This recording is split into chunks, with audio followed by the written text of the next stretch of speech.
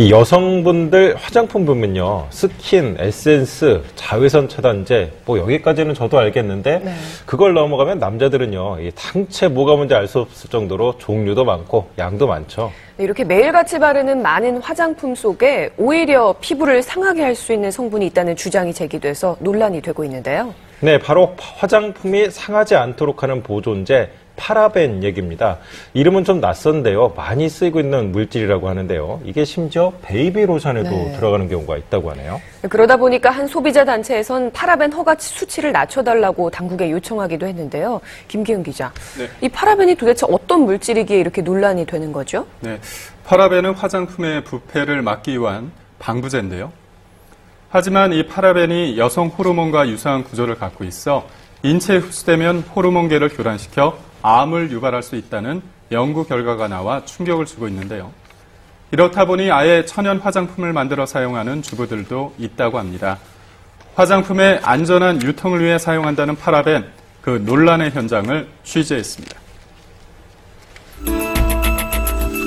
아름다워지기 위해 그리고 젊어 보이기 위해 매일같이 바르는 화장품. 기능도 종류도 다양한 수많은 화장품들이 여성 고객들을 사로잡고 있는데요. 그런데 거의 대부분의 화장품 속에는 방부제 일종인 파라벤이 있다고 합니다.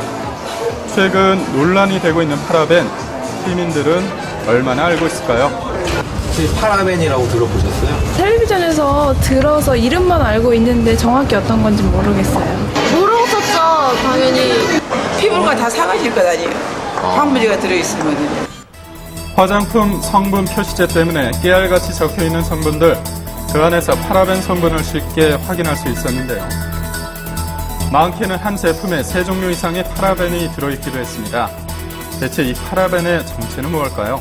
화장품에서 미생물이 증식하지 않도록 하고 부패가 발생하는 것을 방지하기 위해서 파라벤을 사용합니다. 파라벤에 노출되어지면 여성 호르몬 효과를 나타내기 때문에 유방암에 대한 발생 가능성이 높아지고 정자수가 감소되거나 고환암이 발생될 가능성이 높아지게 됩니다.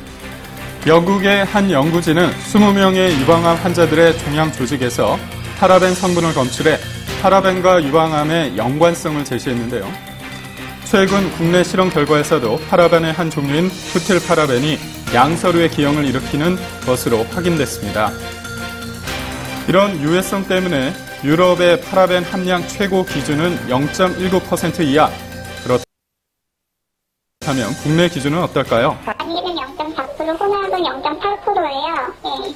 그렇게 기준이 정해져 있어요. 구체적으로 저희가 이제 제품마다 파라벤 성분 들어가는 그 양이 조금씩 차이가 있거든요. 이제 통상적으로 이제 법적으로는 피부에 안전하다고 보는 그 기준치가 파라벤 성분 0.8 이하로 들어가 있으면 이제 피부에 좀 안전하다고 되어 있는데 저희는 그것보다는 좀 그 이하로 이제 파라벤 성분이 들어있다고 하고요.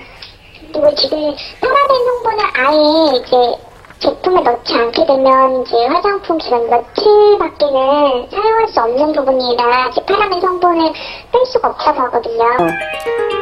한 번에 평균 4-5가지 종류씩 수십 년을 쓰게 되는 화장품, 과연 안전할까요? 파라벤이라고 화합물질 자체가 보면 몸속에 들어왔을 때 몸에 이제 축적되는 비율을 고려해서 0.48%를 정한 건데 여러 제품을 통해서 파라벤이 있는 제품을 사용하게 되면 몸에 더 축적되는 거니까 독성지가 높아지더라 하는 거가 기존에 이제 실험 데이터를 가지고 끄집어낸 부분이거든요.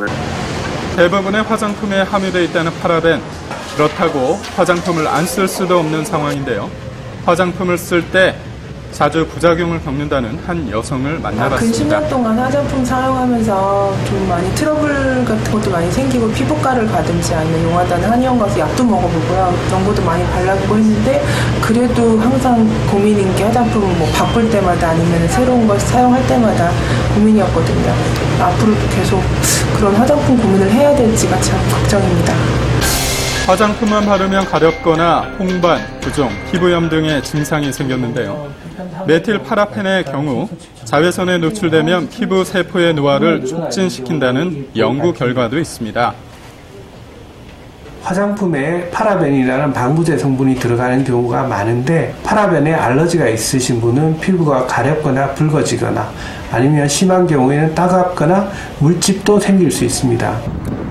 이렇다 보니 천연 성분으로 직접 화장품을 만들어 쓰는 주부들도 늘고 있는데요. 아이가 여드름이 싹 가라앉아서 너무 늘었어요. 그래요? 네. 오, 금연기? 폼크렌징, 스킨, 로션, 영양크림, 아이크림, 에센스 오일, 헬스 오일, 선스프레이, 립밤이에요. 화장품 회사네요. 만들어 쓸 수 있는 화장품 종류도 다양했는데 화장품도 나한테 맞는 거 안 맞는 걸 알아서 내가 쓰는 거랑 훨씬 틀리더라고.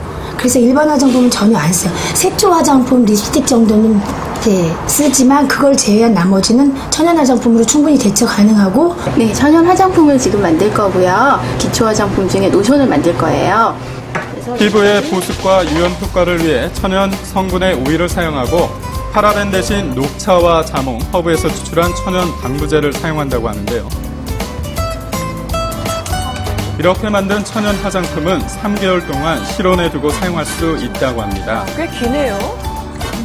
이것도 괜찮고. 내 피부 타입에 맞는 성분을 사용하기 때문에 내 피부에 딱 맞는 화장품을 만들 수가 있고, 그럼으로 인해서 피부 트러블이라든지 어떤 기성 화장품에 있는 내 피부에 안 맞는 물질들을 배제하기 때문에 내 피부 건강을 지켜줄 수 있습니다. 아름다워지기 위해 바르는 화장품, 하지만 건강을 위한다면 꼼꼼히 따져보고 선택하는 습관이 무엇보다 필요해 보입니다.